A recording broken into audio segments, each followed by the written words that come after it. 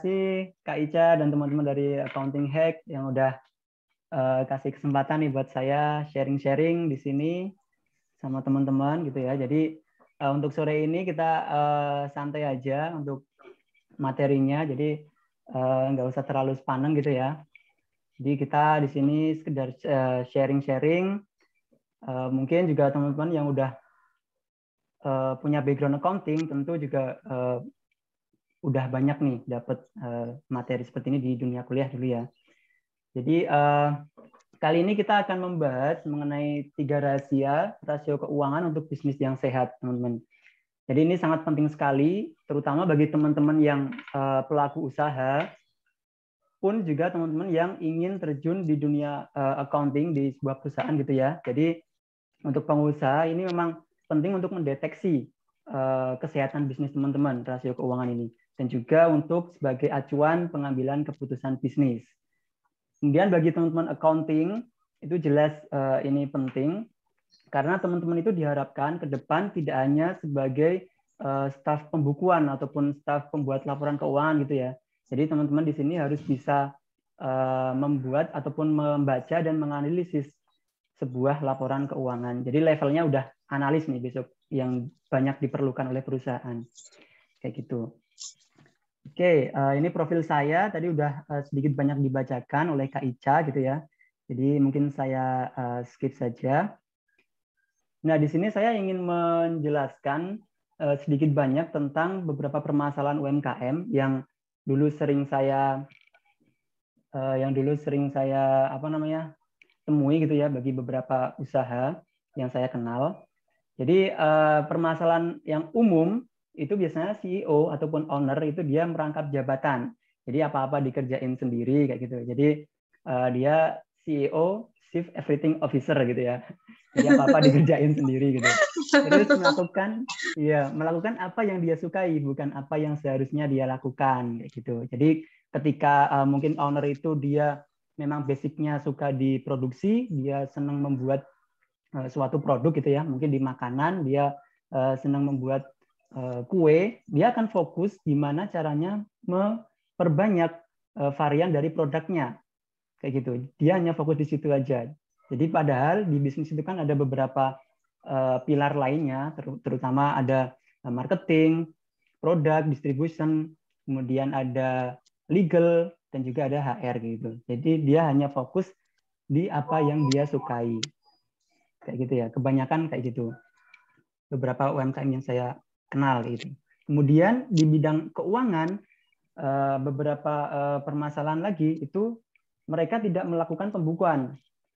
Kemudian dia juga tidak membuat laporan keuangan. Nah, mungkin di sini karena beberapa pengusaha itu background-nya bukan accounting juga, jadi kadang masih lalai untuk melakukan pembukuan. Padahal jelas ini sangat penting karena bisnis itu kan ujung-ujungnya juga uang gitu ya. Jadi bisnis itu ujung-ujungnya duit. Nah, kalau tidak membuat laporan keuangan, gimana kita tahu untuk posisi uang kita dalam perusahaan gitu. Nah, mungkin ada yang bilang juga, tapi kan sebuah pengusaha itu kan bisa hire accounting, Mas gitu. Ya bisa aja hire accounting. Jadi masalah di tidak melakukan pembukuan dan juga tidak membuat laporan keuangan, ini akan bisa diselesaikan ya dengan mudah itu dengan cara seorang pengusaha meng-hire accounting staff. Itu akan udah selesai gitu. Tapi sebenarnya masih ada PR lagi nih. Tidak hanya dua PR ini, tapi ada lagi. Dia bisa membaca laporan keuangan apa enggak? Dia bisa menganalisis laporan keuangan apa enggak kayak gitu. Ketika owner tidak bisa membaca dan menganalisis laporan keuangan, tentu dia tidak bisa menentukan keputusan bisnis yang akurat kayak gitu. Padahal bisnis itu base-nya ketika kita mau mengambil keputusan itu harus didasarkan dengan data tentunya, dan data itu diperoleh dari laporan keuangan kayak gitu ya. Jadi pengusaha harus selalu belajar dan harus meningkatkan skill dia, terutama dalam hal keuangan. Bisa dengan cara ikut webinar kayak gitu juga sangat bermanfaat tentunya ya dari accounting hack ini. Nah, terus lanjut. Ini ada perbandingan tugas CEO dan juga tugas akuntan gitu. Coba nih teman-teman kira-kira yang mana yang tugas CEO dan mana yang tugas akuntan. Coba teman-teman tulis di ini ya di kolom chat ya. Ada 1 sampai 5. Coba yang CEO nomor berapa? Yang akuntan nomor berapa? Coba saya ingin tahu nih dari mindset Oh my teman-teman. God, saking CEO itu Chief Everything Officer ya, Mas Rizky ya. Jadi sawangannya kelihatannya itu bener-bener kayak semuanya itu dilakukan ya, Mas ya. Iya, betul Kak Ica. Jadi kadang gitu. Jadi banyak pengusaha yang dia apa-apa dilakukan sendiri kayak gitu. Iya, di sini Ya, teman-teman, ayo, ada yang mau share pengalamannya nggak? Apakah langsung dua-duanya ini dilakukan nih? Tugas CEO iya, tugas akuntan juga iya. Ini belum mencakup produksi loh, Mas. Belum iya, mencakup marketing loh ya. betul betul. Jadi ini saya ingin coba tahu nih dari perspektif teman-teman, kira-kira yang mana yang tugas CEO, yang mana yang tugas akuntan. Dari proses akuntansi ya tentunya. Ini dari bidang Ah, akuntansi ya. Ini kan kalau dari akuntansi kan ada 5 nih yang main yang pokok. Jadi ada identifikasi transaksi, kemudian ada mencatat transaksi, ada menyusun laporan keuangan, kemudian selanjutnya iya. membaca laporan keuangan dan seterusnya menganalisis laporan keuangan. Coba Kak Rizky, yang ini mana yang tugas CEO? ada jawaban nih dari teman-teman di sini. Dari Kak Isra Mulyati, akuntan nomor 1 sampai 3, CEO nomor 1 sampai 5. Dari Oke. Kak Opedi nih, CEO 4 dan 5, Hmm. akuntan 1, 2, 3 ternyata. Terus ada Oke. Kak Toha, single fighter masih an. Iya Kak, banyak dari kita yang kayak gitu. Ada dari jawaban Kak Diva, 4, sampai 5 CEO, sisanya akuntan. Dari Kak Oke. David, all bagusnya. Oke, kalau menurut Kak Rizky gimana nih? Oke, kita lihat yang CEO dulu ya, teman-teman. Oke. Jadi CEO, sorry, sorry. Kamu sih kok nggak ada Sorry. kameranya. Sorry, kepencet. Ini saya belum bisa share screen, Kak Ica. Oke, saya make host lagi. Iya. Oke. Silakan share screen, Mas. Oke, sebentar.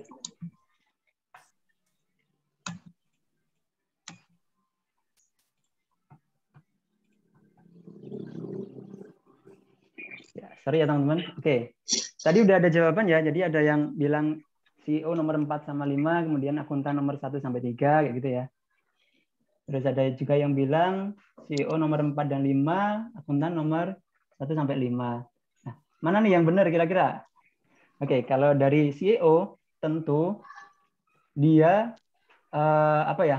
tugas pokoknya itu hanya sekedar membaca dan menganalisis kayak gitu. Jadi benar yang tadi jawab nomor 4 sama 5 nih CEO. Karena level identifikasi, mencatat, kemudian menyusun laporan keuangan itu sebenarnya bisa dilakukan oleh stafnya kayak gitu.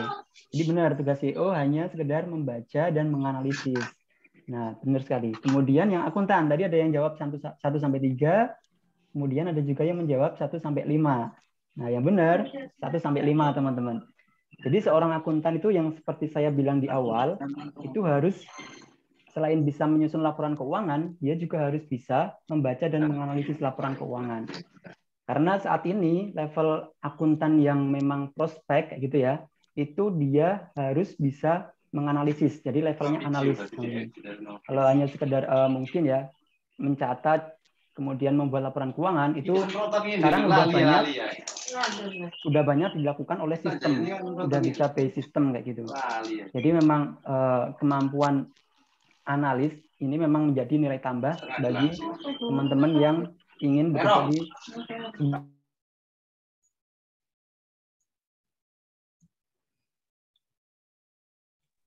kayak gitu. Udah jelas ya di sini ya teman-teman perbedaan tugas CEO sama akuntan di bidang keuangannya. Oke, kita Oke, lanjut. lanjut Kak. Oke.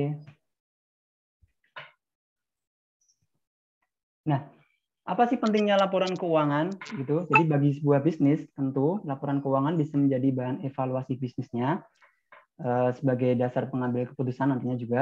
Kemudian untuk menilai kesehatan bisnis, jadi harus ibaratnya setiap bulan minimal itu teman-teman harus membuat laporan keuangan dan juga harus dianalisis untuk evaluasi dan juga untuk menilai kesehatan. Sehingga nantinya bisa menjadi acuan pengambilan keputusan. Kayak gitu. Jadi kalau semisal laporan keuangannya juga dibikin telat nih, jadi harusnya di tanggal 10 bulan berikutnya udah dikumpul laporan keuangannya, udah dibuat, tapi kadang molor. Nah, itu juga sebenarnya sangat riskan ya, untuk evaluasi juga nanti jadi kurang akurat kayak gitu. Jadi sangat disayangkan apabila teman-teman telat dalam membuat laporan keuangan ataupun tidak membuat laporan keuangan. Kemudian laporan keuangan juga bisa menjadi syarat untuk ketemu investor.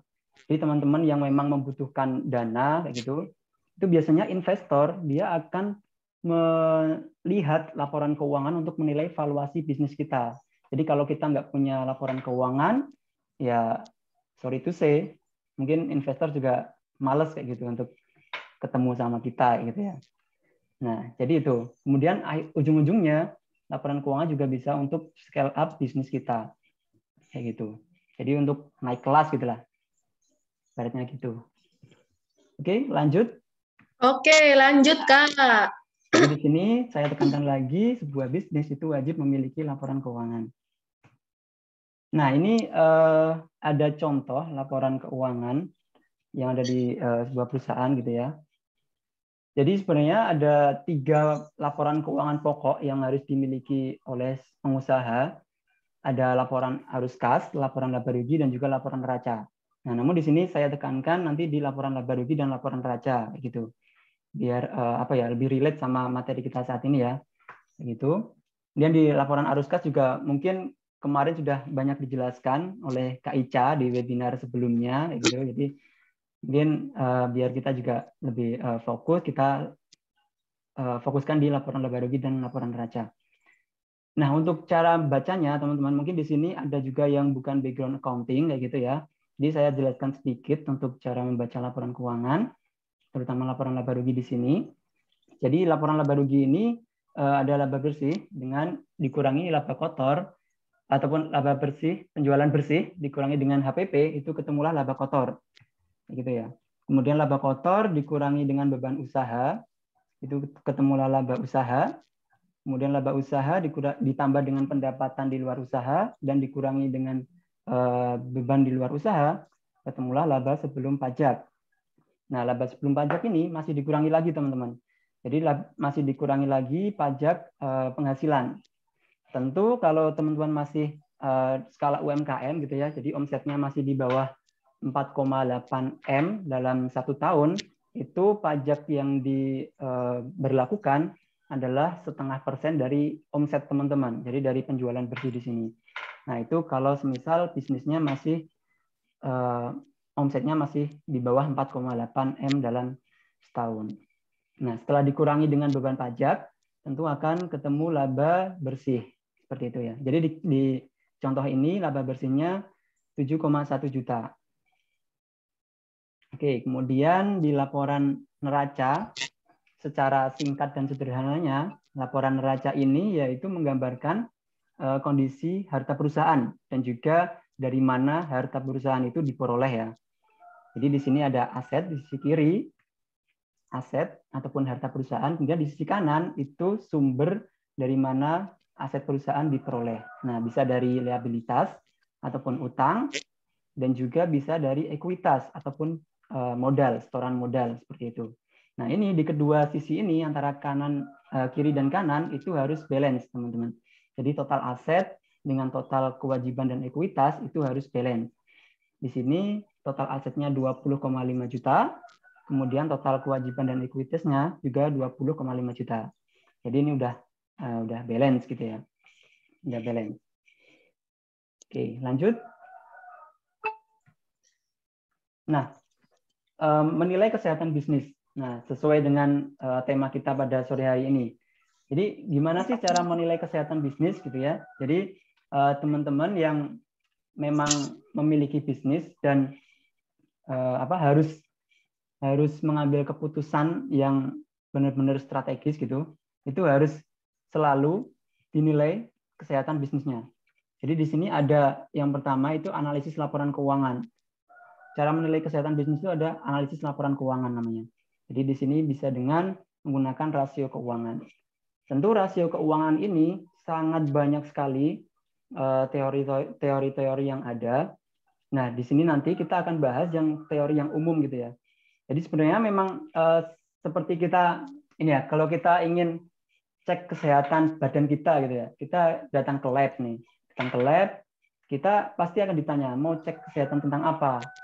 Nah, bisa mungkin tentang kolesterol, kemudian ada asam urat dan lain sebagainya. Nah, itu kan tergantung kita yang mau menggunakan ataupun yang mau butuh informasinya itu.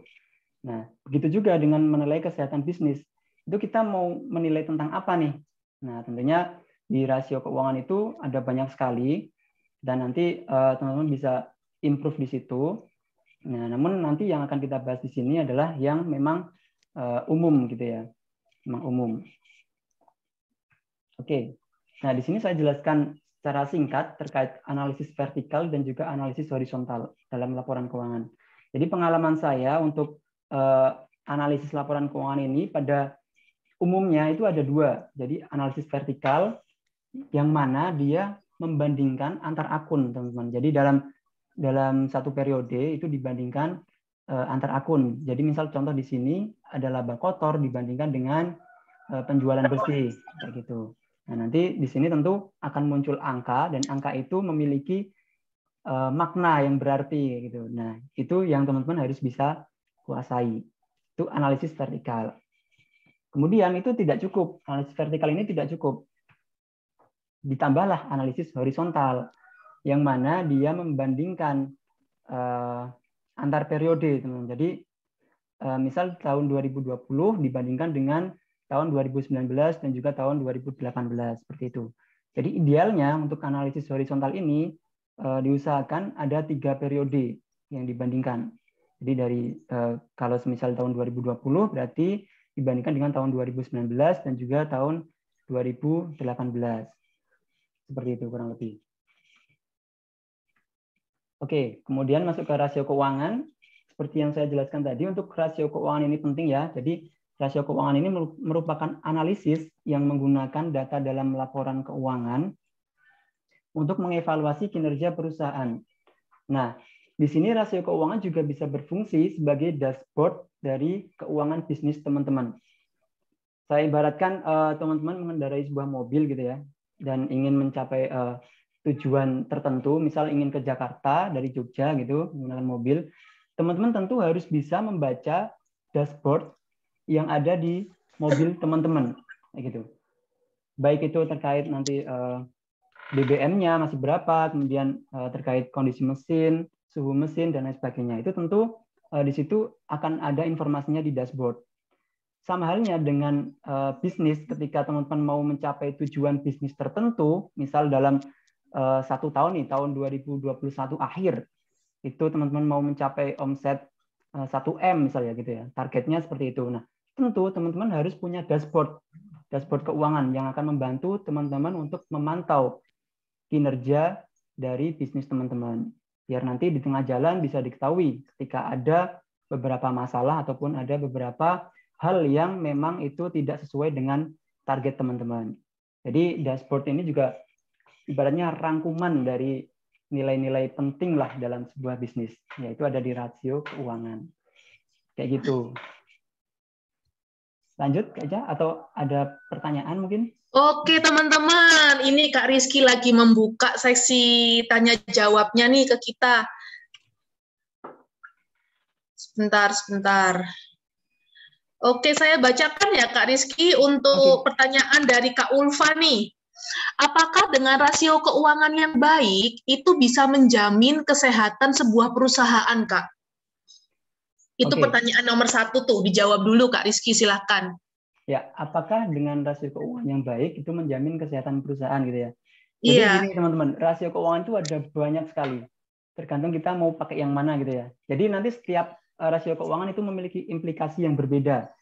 Misal rasio keuangan di sini itu baik hasilnya, angkanya. Tapi nanti di rasio keuangan yang lain ternyata hasilnya kurang memuaskan.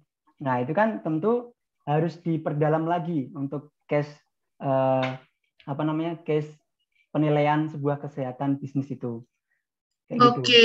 Oke. Nanti kita akan coba simulasikan gitu Kita ya. langsung praktek ya nanti Iya, teman-teman. Makanya stay tune sampai akhir webinar ini karena nanti Kak Rizky akan tunjukkan ke kita dengan Excel gimana caranya kita benar-benar menganalisa performa suatu perusahaan. Terus pertanyaan kedua Kak Rizky, mungkin enggak ya analisa kuantitatifnya bagus. Jadi kuantitatif itu pakai angka ya Kak ya, tadi rasionya. Tapi nyatanya perusahaan itu tidak perform lagi selama 2-3 bulan ke depan. Mungkin nggak Kak Rizky itu terjadi? Oke, pertanyaan yang menarik ini. Mungkin nggak? Menarik Jadi banget. gini, ketika teman-teman udah menganalisis pakai data-data keuangan kayak gitu ya, pakai rasio keuangan, hasilnya bagus, tapi ternyata selang beberapa periode ke depan gitu ya, 3 bulan ke depan, ternyata bisnisnya anjlok. Mungkin banget terjadi. Jadi yang pertama bisa saja terjadi ketika yang pertama data keuangan dari teman-teman itu tidak akurat.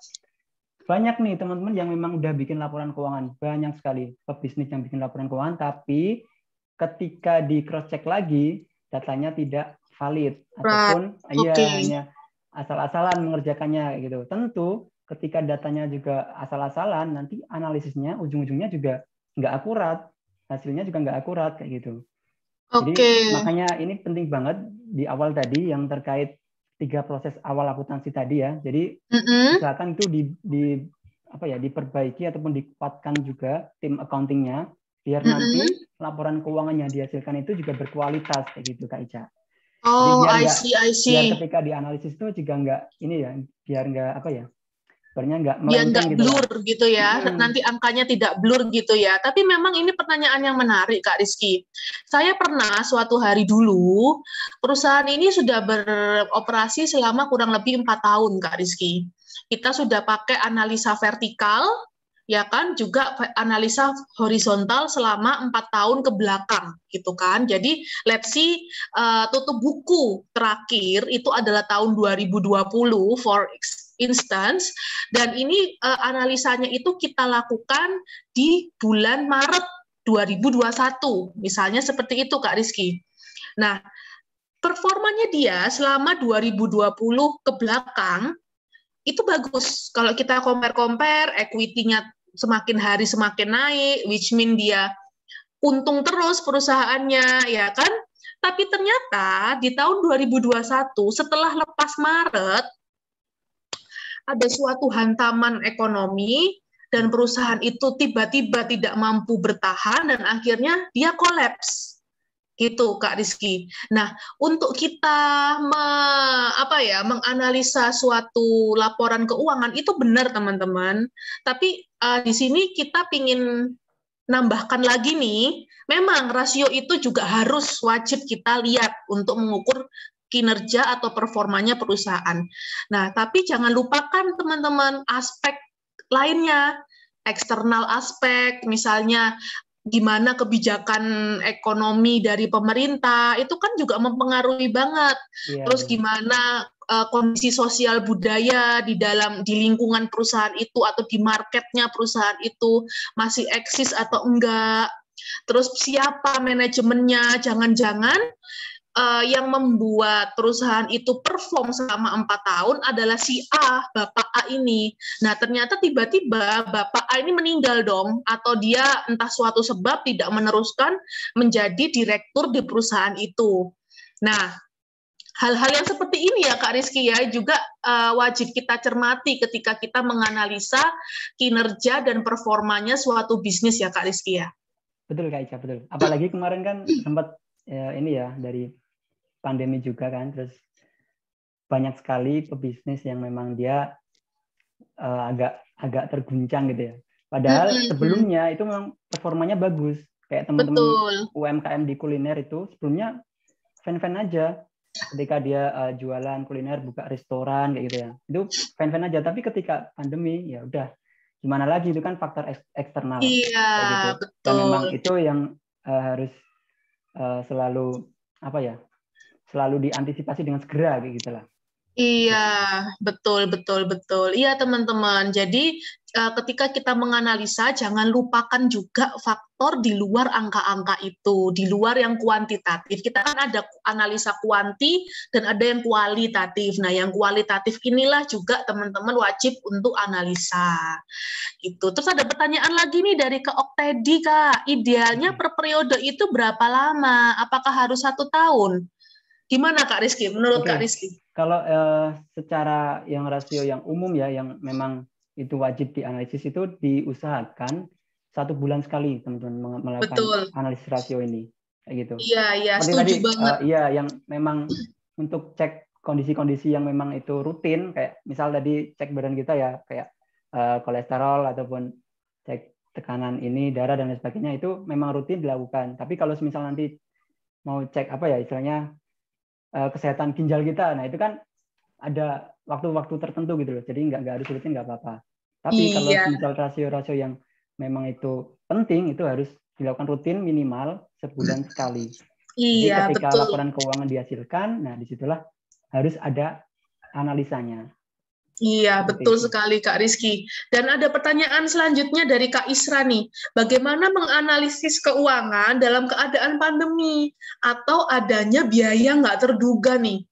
Ya, memang sih pandemi itu apa ya, membuat semua sektor ya, hampir semua sektor, nggak semua sih, kalau kalian di bisnis kesehatan, obat, farmasi, itu pasti ada kenaikan yang drastis banget. Tapi di luar itu biasanya juga lagi merosot-merosotnya ya Kak Rizky ya, pastinya. Betul. Apalagi PPKM diperpanjang ini. Iya, Kasihan teman-teman semoga banyak tanggal yang 9 ini. sudah selesai. Iya, amin. Banyak sekali yang terdampak soalnya. Iya, bagaimana Kak Rizky untuk menganalisa keuangan dalam keadaan pandemi ini? Ya, sama. Jadi pada intinya kita juga harus menguatkan data kita gitu ya. Jadi nanti makanya ketika memang dalam kondisi pandemi ini kita harus coba juga analisis horizontal. Jadi kita harus bikin proyeksi juga teman-teman. Jadi ada plan A, ada plan B. Jadi plan A itu ketika memang ya kondisinya normal kayak gitu ya. Kemudian plan B itu ketika nanti ketika ada hambatan eksternal seperti itu. Jadi kita harus udah ada analisis yang mana itu kita apa ya istilahnya mengantisipasi lah kondisi-kondisi yang memang ada faktor eksternal gitu. Jadi tetap harus dipersiapkan. Oke, lanjut yuk Kak Rizky yuk. Oke, siap. Untuk materi yang selanjutnya. Oke, lanjut ya. Yes. Oke, dari rasio keuangan seperti yang saya jelaskan tadi ada 3 rasio yang pokok, yaitu rasio profitabilitas, rasio likuiditas, dan juga rasio solvabilitas. Nah, untuk rasio profitabilitas ini memang dia fokus di mana kemampuan perusahaan dalam memperoleh laba. Itu hanya menunjukkan itu ya. Kemudian rasio likuiditas, dia mengukur kemampuan perusahaan untuk melunasi utang jangka pendeknya dengan aset lancar. Gitu. Jadi hanya utang jangka pendeknya saja. Ataupun liquid gitu kan. Jadi utang jangka pendeknya saja. Kemudian rasio solvabilitas, dia rasio yang mengukur kemampuan perusahaan untuk melunasi total keseluruhan dari hutangnya. Jadi kalau yang likuiditas itu yang utang jangka pendek, kemudian kalau solvabilitas itu yang hutang secara keseluruhan. Seperti itu. Nah, kita masuk ke rasio profitabilitas. Ada 3 yang utama. Ada return on equity ataupun ROE, kemudian return on asset ataupun ROA, kemudian return on sales. Nah, kita coba langsung masuk ke contohnya. Oke, nah ini idealnya untuk ROE itu di atas 6% ya teman-teman, ataupun bisa dibandingkan dengan suku bunga yang berlaku seperti itu. Kemudian ketika kita menganalisis ROA itu tentu harus dibandingkan dengan industri yang sejenis ataupun dengan horizontal analisis. Jadi dilihat trennya. Kemudian return on sales juga sama. Kita harus lihat dengan industri sejenis ataupun kita lihat secara horizontal analisis. Seperti itu. Nah, ini saya ada sedikit ilustrasi nih dari teman-teman, coba bantu jawab ya di kolom chat nanti. Nah, ini ada 2 pengusaha bakso, ada bakso A dan juga bakso B. Nah, bakso A itu net profitnya 12 juta, teman-teman. Dan bakso B net profitnya 10 juta. Kira-kira mana yang lebih jago menghasilkan untung? Coba. Ayo Tulis di kolom chat. teman-teman, yang mana? Ayo. Coba ada yang mau kasih ide nggak? Yang bakso A atau bakso B nih? Dari Kak Febri, bakso A Kak. Oke Ya, Kak bakso Febri. A. Ada Ayo lagi? teman-teman yang lain nih, gimana? Bakso A atau bakso B? Oh Ulfa, dari Kak Ulfa nih, bakso B. Dari Kak Oktedi, bakso B. Gimana Kak Rizky nih penjelasannya nih? Kak Rina, bakso A. Ya, oke. Penjelasannya tergantung, teman-teman. Oh, tergantung Jadi ya kalau Kak secara Rizky ya. rupiah, Oke. secara rupiah gitu ya, saya setuju. Bakso A ini yang memang dia untungnya lebih tinggi, gitu, 12 juta dibandingkan 10 juta. Oke, secara rupiah memang bakso A. Tapi kita harus lihat juga komponen yang lain, teman-teman. Jadi ada komponen lain yang harus kita lihat. Misal di sini yang pertama modal. Nah, bakso A itu modalnya 100 juta. Kemudian bakso B modalnya hanya 50 juta. Nah, disinilah peran dari ROE tadi itu harus dilakukan. Jadi di sini ketika modal 100 juta dan net profitnya 12 juta, tentu akan lebih bagus yang modal 50 juta dengan profit 10 juta. Coba aja dihitung perbandingannya. 12 juta dibagi dengan 100 juta. Kemudian 10 juta dibanding dengan 50 juta. Tentu akan ketemu ROE yang lebih bagus di bakso B. Oh iya Kak Rizky, bener juga ya. Jadi kita nggak bisa hanya sekedar melihat net profit, teman-teman. Jadi kita harus lihat komponen lainnya. Kayak gitu. Jadi misal contoh ekstrimnya gini, misal ada pebisnis yang dia modalnya 1M nih. 1M. Dia net profitnya 10 juta. Ada juga yang modalnya hanya 100 juta, tapi dia net profitnya 9 juta. Nah, net profit selisih 1 juta, tapi modalnya lebih banyak yang pertama, itu kan tentu sangat jauh ya perbandingan betul. Kemampuan menghasilkan untungnya gitu. Keuntungannya. Ya. Jadi semakin dikit modal teman-teman, kemudian profitnya semakin banyak, nah itu yang bagus. Oke. Good insight, Mas. Kemudian kita lihat juga nih dari asetnya. Nah, dari asetnya juga udah kelihatan nih, dari bakso A itu asetnya 100 juta, kemudian bakso B asetnya 70 juta. Nah, ini juga untuk pembanding kita seberapa baik perusahaan menghasilkan untung dengan aset yang dia miliki. Nah, tentu kalau dalam kasus ini bakso B yang paling bagus karena ROA-nya 14%. Jadi dia bisa menghasilkan laba 14% dari aset yang dia miliki. Sedangkan di bakso A itu hanya 12%. Tentu dia yang bakso B lebih efektif dalam menggunakan asetnya. Kayak gitu. Ini juga salah satu hal yang penting untuk dilihat. Kemudian dari omset juga. Nah, dari omset di sini sama 60 juta yang A, kemudian yang B omsetnya 50 juta. Nah, secara ROS itu sama. Jadi dua pengusaha ini sama-sama efektif dalam menjalankan kegiatan usahanya. Jadi untuk biaya dan juga komponen lainnya juga dia efektif seperti itu. Nah, pada intinya saya tekankan di sini teman-teman. Jadi diusahakan teman-teman itu tidak hanya fokus pada laba. Ya, pada angka yang di sini, yang 7,1 ini, yang di bottom line. Iya, pada laba bersih. Nah, jangan hanya fokus di situ, teman-teman. Tapi harus lihat dari total sumber daya perusahaannya. Kalau tadi saya jelaskan modal 1M tapi untungnya hanya 10 juta, yang ngapain? Gitu iya, kan? Benar. Sayang banget. Sayang banget ya. Berarti untuk mengukur efektivitas kita, untuk kita tahu nih, perusahaan kita ini sudah oke nggak sih ROA-nya, ROE-nya, ROS-nya, itu gimana ya Kak Rizky cara kita ngukur ya? Apakah ada kayak semacam batas minimum gitu? Oh ROA, idealnya tuh berapa persen sih? ROE itu berapa persen? ROS itu berapa persen? Ada nggak sih Mas untuk itunya? Ya, untuk yang ROE ataupun pengembalian terhadap modal, jadi itu biasanya teman-teman analis itu membandingkan dengan ini Kak. Jadi membandingkan dengan suku bunga yang berlaku.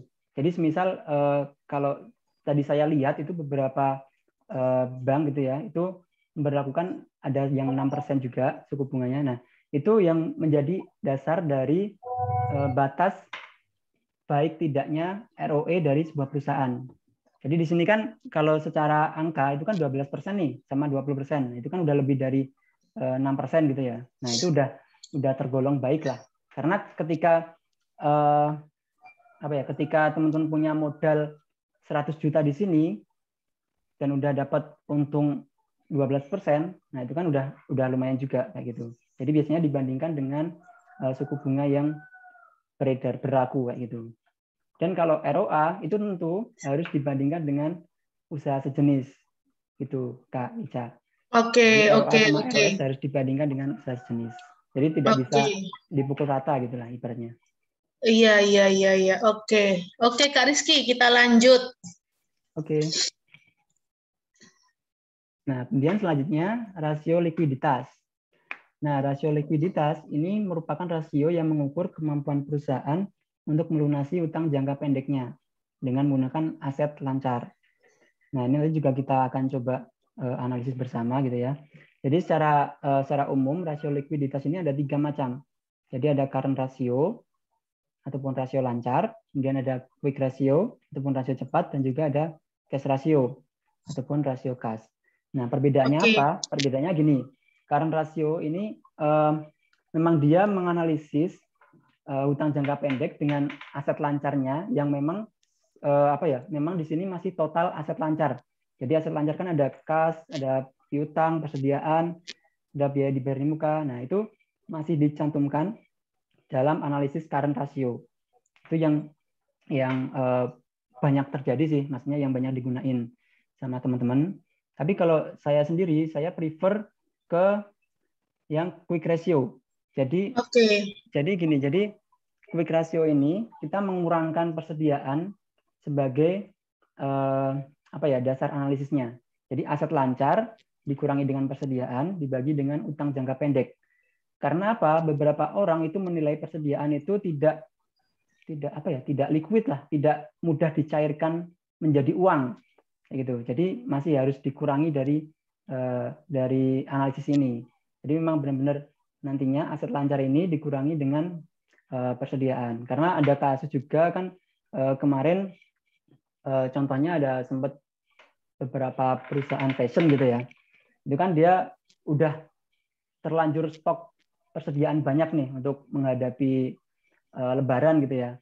Tapi ternyata qadarullah malah ada pandemi kayak gitu. Jadi kan persediaannya menumpuk di gudang dan itu tidak terjual. Nah, untuk menjadikan persediaan itu sebagai cash itu tentu membutuhkan effort yang banyak nih. Jadi nggak bisa serta-merta langsung menjadi cash. Nah, itu yang mendasari rasio cepat ini gitu.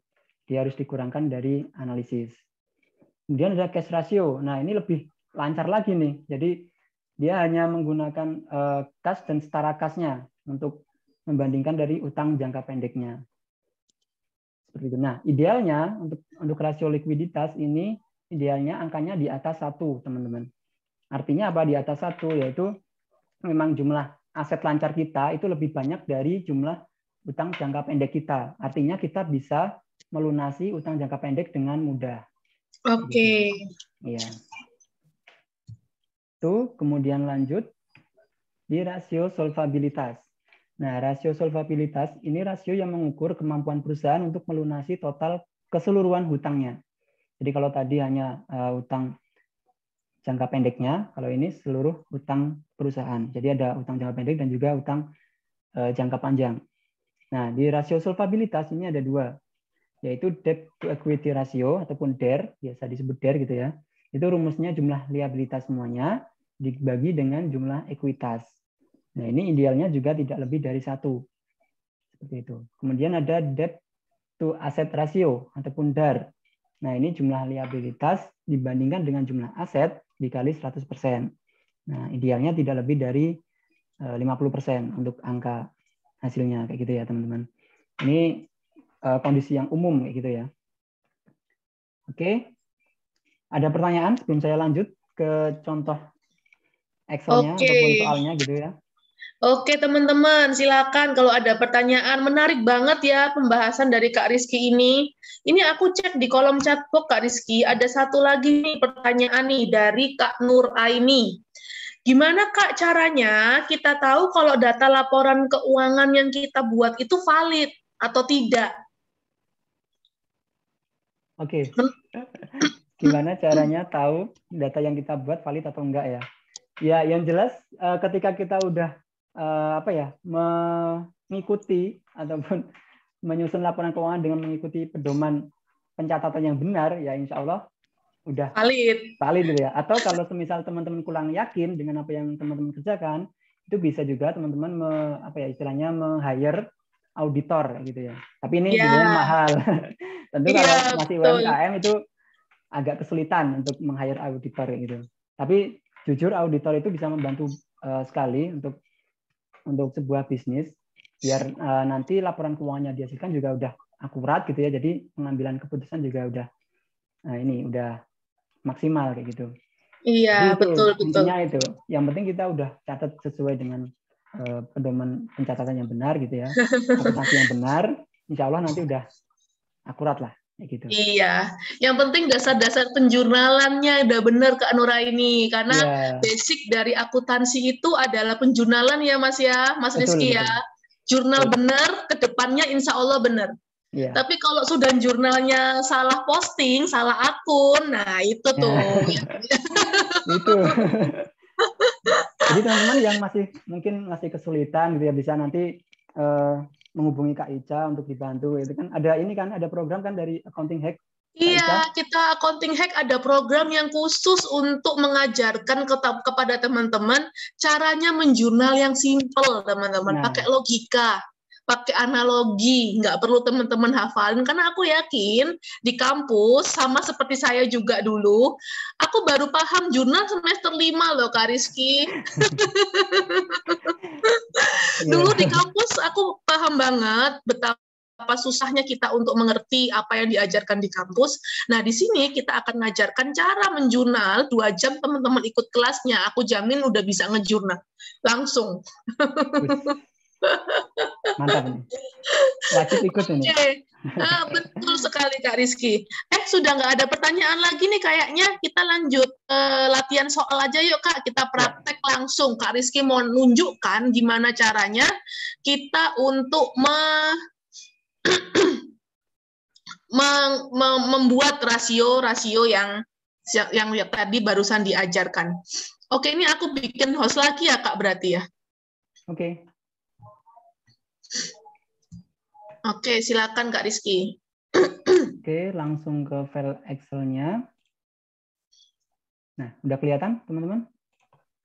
Yes, sudah Kak. Nah, di sini saya udah persiapkan gitu ya untuk form dari analisis laporan keuangan ini. Nah, jadi di sini saya ada case laporan keuangan dari PT Unilever Indonesia, TBK. Tentunya ini udah go public ya. Jadi untuk laporan keuangannya ini juga udah diaudit dan tentunya untuk angka-angka di sini juga bisa dipertanggungjawabkan kayak gitu ya, karena udah diaudit. Nah, ini saya ambil dari laporan keuangan di webnya IDX gitu. Kemudian saya pindahkan ke Excel biar nanti mudah untuk menganalisis kayak gitu.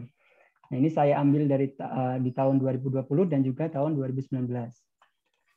Ini tentunya dalam jutaan rupiah ya, teman-teman. Jadi 42 juta di sini maksudnya 42 triliun kayak gitu. Jadi penjualan Unilever dalam 1 tahun itu 42 triliun. Namun nanti biar mempermudah saya dalam menjelaskan, nanti saya bacanya jutaan aja ya. Jadi 42 juta kayak gitu. Oke. Ini laporan laba rugi dari Unilever. Kemudian di sini juga ada laporan neraca dari Unilever juga. Sama.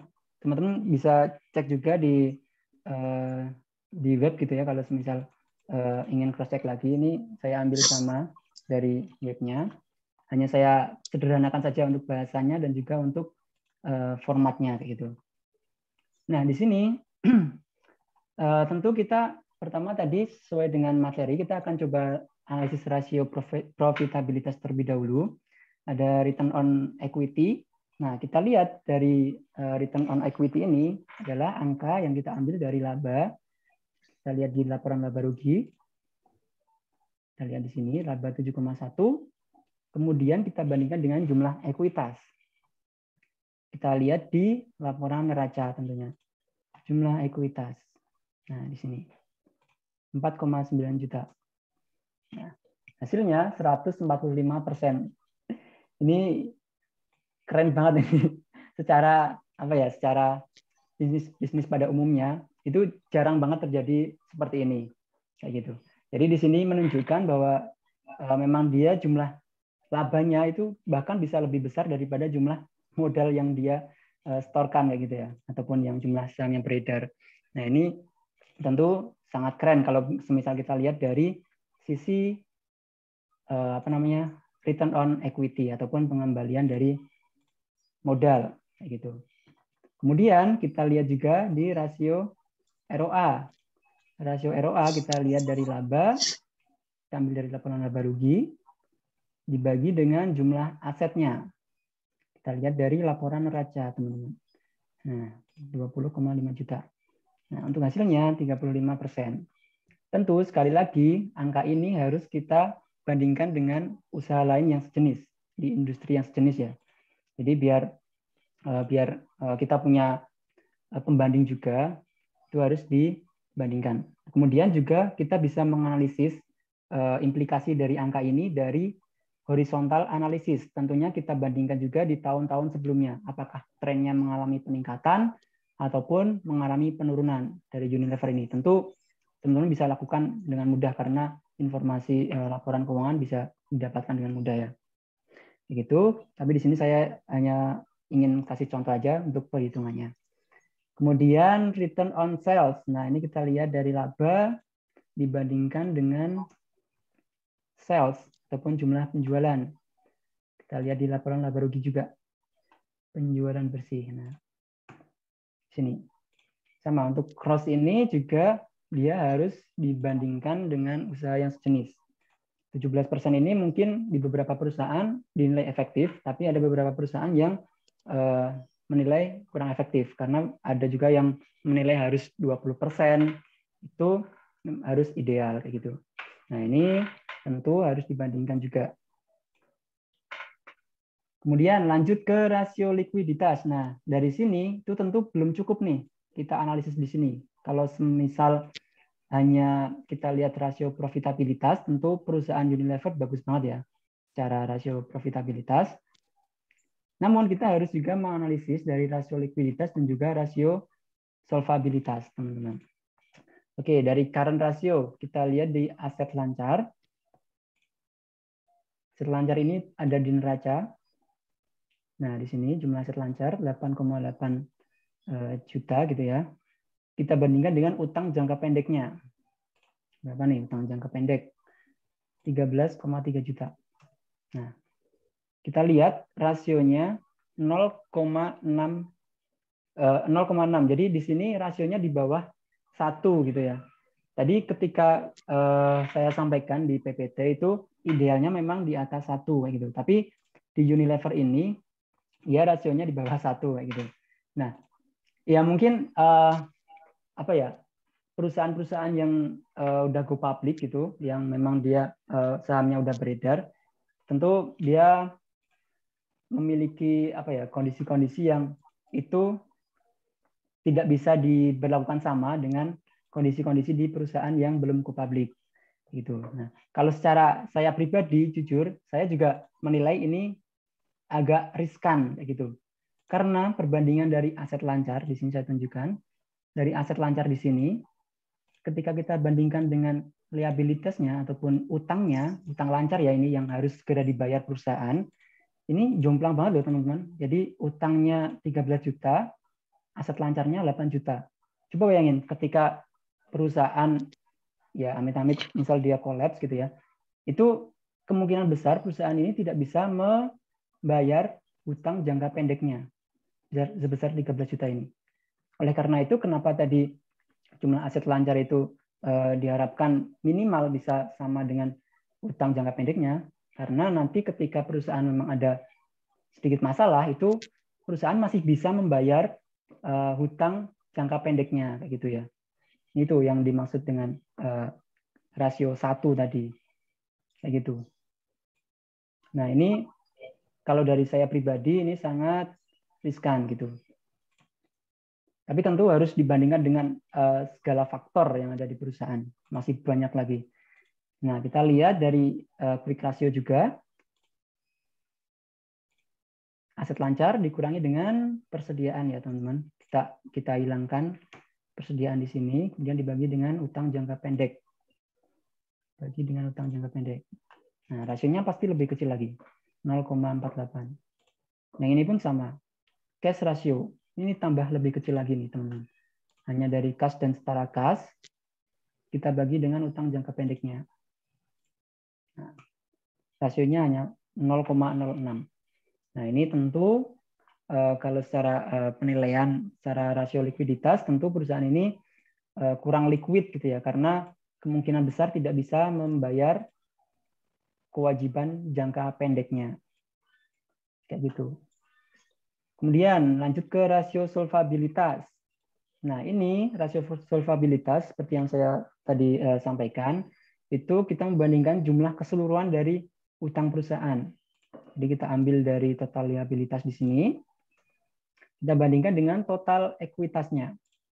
Teman-teman, kita total ekuitasnya kita ambil. Nah, 3,16. Nah, ini juga sekali lagi di perusahaan Unilever ini, kalau kita lihat sekilas saja ya komposisinya, jelas utangnya dia lebih banyak daripada modalnya, teman-teman. Nah, ini yang saya sampaikan tadi, idealnya kan angkanya 1 juga ya di sini. Jadi minimal jumlah ekuitas sama liabilitas ini sama. Jadi nanti hasilnya 1. Nah, tapi sedikit bocoran saja, kalau semisal perusahaan go public gitu ya, itu memang ada semacam toleransi gitulah. Jadi di sini biasanya untuk perusahaan go public, untuk rasio DER ini akan ditolerir ketika dia memang masih di bawah 4, teman-teman. Jadi ketika ini di bawah 4 itu masih ditolerir. Nah, kenapa kebanyakan perusahaan go public ini memang jumlah ekuitasnya lebih sedikit daripada jumlah utangnya? Jadi gini, perusahaan go public ini kan memang dia menerbitkan saham ya, teman-teman. Kalau semisal dia butuh modal ataupun butuh dana segar gitu ya, dia kan ada 2 cara nih, ada dengan utang ataupun dengan penerbitan saham baru. Nah, perusahaan go public biasanya dia akan lebih suka utang daripada menerbitkan saham baru. Nah, kenapa? Karena gini, ketika perusahaan itu menerbitkan saham baru, otomatis jumlah saham yang beredar itu akan lebih banyak, sehingga harga saham pasti akan turun gitu ya, akan turun. Nah, ini yang biasanya memicu reaksi dari investor. Nah, investor biasanya nggak suka kalau perusahaan menerbitkan saham lagi. Nah, oleh karena itu biasanya perusahaan itu akan memilih untuk utang dibandingkan dengan menerbitkan saham baru. Nah, makanya di sini kenapa jumlah utangnya lebih banyak daripada jumlah modalnya. Jadi mayoritas memang seperti itu sih. Tapi selama ini rasionya di bawah 4 gitu ya, itu masih ditolerir. Gitu. Untuk perusahaan go public seperti itu. Tapi kalau semisal UMKM ya, mohon maaf, kalau semisal perusahaannya masih kecil, itu saya sarankan dengan sangat gitu ya. Kalau bisa liabilitasnya ini diminimalkan, teman-teman. Karena ketika fondasi bisnis kita belum terlalu kuat, itu akan sangat riskan untuk perusahaan kita kolaps ketika utang kita banyak kayak gitu. Nah, saya pernah menemui salah satu bisnis yang ada di Depok gitu ya. Dia memang neracanya itu memang bagus banget menurut saya. Jadi dia nggak ada utang sama sekali. Padahal dia udah punya beberapa cabang kayak gitu. Nah, ini menunjukkan bahwasanya memang utang itu tidak menjamin juga untuk perusahaan bisa berkembang kayak gitu. Ada banyak cara perusahaan bisa memperoleh pendanaan, misal dari investor dan lain sebagainya. Kayak gitu. Jadi untuk perusahaan-perusahaan yang memang masih skala kecil gitu ya, saya sarankan untuk mengurangi utang gitulah, mengurangi utang. Seperti itu. Kemudian yang terakhir rasio DAR. Nah, ini kita ambil dari jumlah liabilitas sama kita bandingkan dengan jumlah asetnya. Jumlah aset. Nah, di sini 76%, artinya 76% aset perusahaan itu didanai ataupun diperoleh dari utang. Seperti itu ya. Jadi ini juga rasionya tinggi. Seperti itu. Oke. Gimana? I see, Ada I pertanyaan? see. Oke, silakan teman-teman. Adakah pertanyaan untuk menambahkan Kak Rizky ya? Jam 5 Unilever ya? ini di pasar stock market itu nilai sahamnya tuh turunnya anjlok banget. Apa mungkin ya gara-gara dia itu jumlah liabilitasnya itu tinggi banget ya? Bisa jadi. Ya, Bisa itu ada jadi. beberapa faktor juga, iya. Iya, betul. Ketika investor yang memang cermat ya, mungkin dia bisa melihat ataupun menilai kesehatan dari Unilever ini kayak gitu. Saya juga Iya, nggak tahu betul. faktor lainnya karena masih banyak sekali rasio yang bisa kita ukur gitu ya, Kak Ica. Jadi memang ini hanya beberapa aja yang umum gitu. Sebenarnya ada banyak sekali, jadi harus dilihat dari berbagai faktor seperti itu. Iya, betul sekali Kak Rizky. Karena memang Unilever ini dinilai karena udah terlalu gede dan dia masih belum ada melakukan pengembangan di masa sekarang, di beberapa tahun ke belakang kan sama terus ya Mas Rizky ya. Coba kita lihat di neraca dong Mas Rizky. Coba bandingkan neracanya dong. Total nilai ekuitasnya sama ya? 2002. Oh, ini ya tahun nggak ada perbandingannya ya. Iya. Kalau laba ruginya kayaknya kalau untuk sales juga kira-kira stabil lah ya di angka segitu. Iya, tapi secara net profit dia turun nih dari 2019 ke 2020. Iya. Turun. Betul turun. Iya. Tapi at least lah ya 2020 di mana pandemi menyerang banyak orang-orang yang bisnisnya tutup atau apa, dia masih at least loh, cuman turun sedikit. Iya, betul. Jadi ya kerennya juga di sini Kak Ica. Jadi Unilever ini juga mungkin fondasinya juga udah kuat gitu ya. Jadi produk-produknya juga nggak begitu berpengaruh dari pandemi ini kayak gitu. Iya, orang nanti masih tetap juga pakai sabun cuci tangan juga kan. Iya, semua kan? Masih tetap. Jadi semua tetap dipakai sama orang-orang. Termasuk semua di sini pasti ada yang pakai produknya Unilever. Oh iya, jelas. Iya, ini ada pertanyaan nih dari Kak Febri. Apa resikonya ya Kak kalau perusahaannya kurang liquid? Sedangkan kalau perusahaan yang punya modal kecil kan biasanya mengandalkan utang bank. Ya, resikonya gini. Jadi seperti yang saya sampaikan tadi, resikonya juga gagal bayar gitu loh. Jadi ketika fondasi bisnis teman-teman itu kurang kuat gitu, ketika nanti emang ada goncangan sedikit, itu kan biasanya akan menurunkan sales juga, menurunkan profit. Nah itu yang dikhawatirkan ketika teman-teman udah mulai ambil pinjaman, nah itu teman-teman nggak bisa membayar. Akibatnya apa? Akibatnya ya perusahaan ditutup, kayak pilot kayak gitu. Jadi nggak bisa melanjutkan operasionalnya. Pun kalau utang gitu kan juga ada biaya bunga per bulannya gitu ya. Nah itu juga tentu akan mengurangi laba dari teman-teman kayak gitu. Ada beban utang sendiri, ada beban bunga utang, sorry. Iya, betul sekali. Jadi kalau nggak liquid ya resikonya kayak gitu. Jadi kita lihat nih jumlah utangnya lebih banyak daripada jumlah asetnya. Bisa bayangin nggak nanti gimana cara dia bayar utang gitu loh. Ini utang jangka pendek loh. Jadi utang yang harus dia dibayar gitu kan Kak Ica. Iya, betul sekali, betul. Oke, teman-teman semua di sini, adakah pertanyaan lain mungkin ditulis di kolom chat? Iya, sama-sama Kak Febri. Ada lagi kah pertanyaan yang lain untuk teman-teman di sini? Oh ya, teman-teman, sebelum ini aku minta tolong teman-teman untuk ngisi feedback ya, teman-teman. Linknya aku taruh di kolom chat.